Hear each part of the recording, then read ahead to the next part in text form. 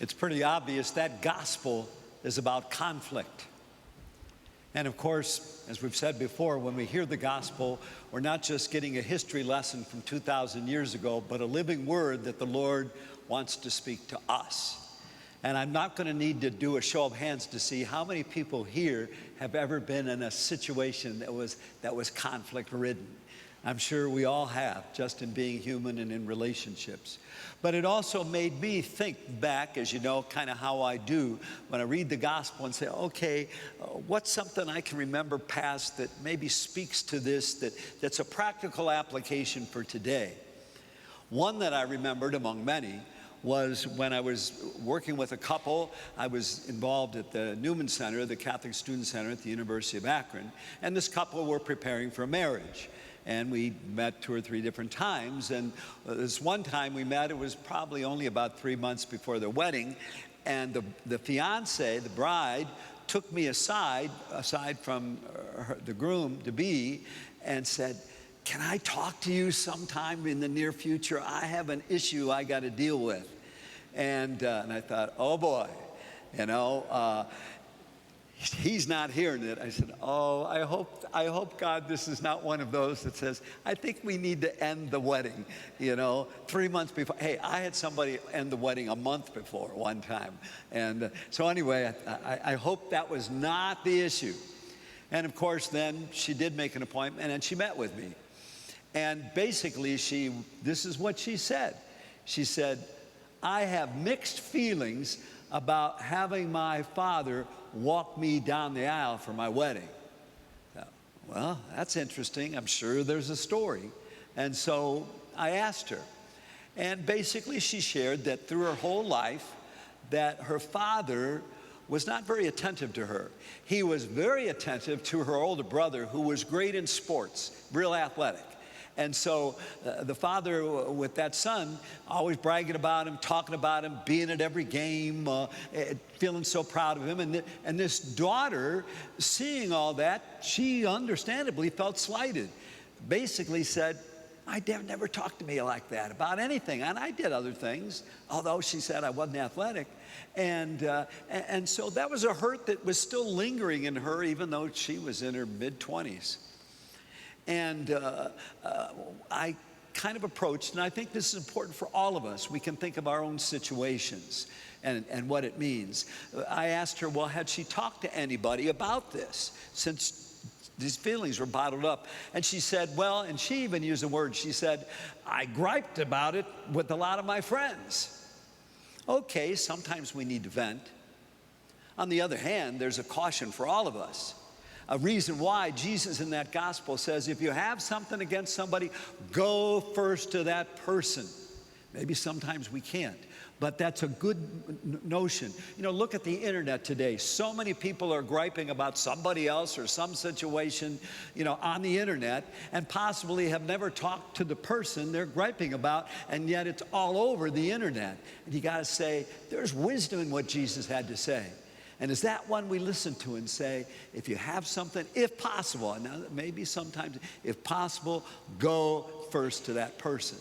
And so we talked about that and said, are you going to try to go? And she said, well, I don't know, and I don't know how it's going to go. And you could see she was kind of sensitive. And this, too, I brought up in a caring way with her. I said, yeah, I hear you. Those things you have about your dad, understandably, they hurt. And she needed to know that. At the same time, I asked her, I said, well, do you think, even with that, it's legitimate, do you think that you're ever overly sensitive? And, you got a hurt there, but overly sensitive that's just getting you so bottled up that over all these years you never said anything. And we talked a little bit about that and said that not in every case, but in this case, there was some truth to that. And seeing that a lot of times when we are in a conflict situation, we certainly see what's going on with the other person. But we're not always aware of, hey, maybe there's something in me that I contribute, even if in a smaller way, maybe in a bigger way. I contribute to this conflict, and I need to be aware of that. And that's one of the ways, not only following Jesus as our teacher, but also being open to the Lord to help us to be more self-aware. Prayer can be very much a part of self-awareness. Lord, help me to see this situation in me and what you want to say to me and how you maybe want me to do this. And especially, as we talked with her, that it needs to be ideally born out of love, out of gospel love. The kind of love that maybe we need the Spirit to help us. Certainly, too often when we get in situations where we do talk to somebody, and you see this all over the internet too, it can start with resentment and hate. And that can be the foundation of why you go at the person and how you go at the person. And Jesus reminds us, even in that second reading, that we owe nothing to anyone except to love. And so what's the loving response? Doesn't mean that she can't say anything or say, oh, it doesn't matter. No, it mattered. But coming at that, and we did talk about that, again, asking her questions, getting her to think it through. So what do you think? Do you want to talk to your dad? And she said, well, I didn't really, but I guess coming here, maybe I wanted some help. And so she was going to do it. And again, we talked about the importance of being kind and loving and seeking healing and reconciliation in the relationship, not just, I want to throw this on you. And so, because she was a woman of faith, she thought about that and she said, hey, I'm going to take the steps. Now, I didn't hear from her for almost a month.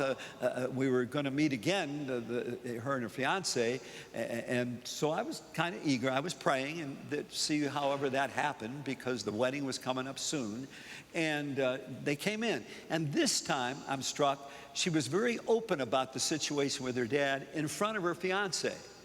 She wasn't before. She didn't want to go into it, but now the greater trust the two of them had to be able to share out some of their deep feelings. And then when she talked, and I said, well, what happened? And she said, well, I was nervous, and but I knew I needed to do this, and thankfully, this wedding set a deadline for her. I need to do this because in 2 months, he's going to walk me down the aisle, maybe. And she said that she talked to him, and she did share her feelings. And she did share how hurt she was. And she went on to say that her dad apologized to her and admitted that, gosh, he was just oblivious of that. But he was accountable for being oblivious in this case. I should have been aware. There wasn't malice here, but I should have been aware. I should have been more attentive. You're my daughter. I love you. I do think highly of you. And I'm sorry. And you helped me to see, because she did it out of love, to see what he needed to see for himself. And so it was great to hear how that all ended and how important that was. And I know for me, you already know, you hear from many sources, I'm a pretty sentimental guy. Well, their wedding, when he's walking his bride, his daughter, down the aisle, I got teary-eyed. Because I knew there may not have been that, or there may have been that forced. But there was just a mutual love and a joy there, and I thought, yeah, this is what God wants if we can be open and make that difference and be rooted in faith. Because sometimes it's only faith in a God who loves us, even if we're messed up with other people, that can help us to love. Because we've been touched by that divine love and we can pass it on. And it really is so often a spiritual issue. I know there's a lot of self-help books. Those self-help books can be helpful. But I tell you, the deeper spiritual foundation, the prayer-centeredness, the openness to that love touch that's ultimately what matters the most is what made a difference there for her. So, in saying all this, you heard her story. What's your own? I'm not going to ask you to say it out loud, obviously, but is there someone in your life right now that possibly you need to say something to? Born out of love, maybe a little difficult, trying to be more understanding of their point of view, even while you say, hey, this needs to be aired out. Too often, I've seen it, people go years in family life with resentments. That wasn't the only situation I've talked about through the years with different people, but what a difference when that can be healed and let go. And so, yeah, is there someone in your life that maybe, keeping in mind what was said and what Jesus said, you might speak to that could be really helpful? And I've had some people say, well, Father, the people that I have felt that way that I never talked to, they're already deceased and can feel kind of forlorn. I know I should have talked while they were alive and I didn't. Said, okay, here again, faith can make a difference. I said, here again, our understanding, it's mystery. But if we can believe that love is stronger than death, if we can believe that there's a love connection between heaven and earth in whatever way that is, you can talk to that person. And you can forgive that person if that's part of what this is needed in any way. And you can share your heart and soul. Trust that, believe that. And I've had a lot of people do that, even write letters to a deceased loved one, and a difference that it makes. So for every one of us, yeah, what can we do? And if we look and say, gosh, my relationships, especially now, are all wonderful. Well, fine. Then pray and thank the Lord and thank that person that you have a good and loving relationship, because everybody doesn't. Take that quiet moment in all of this. What do you need to hear? What might the Spirit be influencing your thoughts or your feelings in terms of anything when you go out of here, as we make love the greatest gift of all? God bless.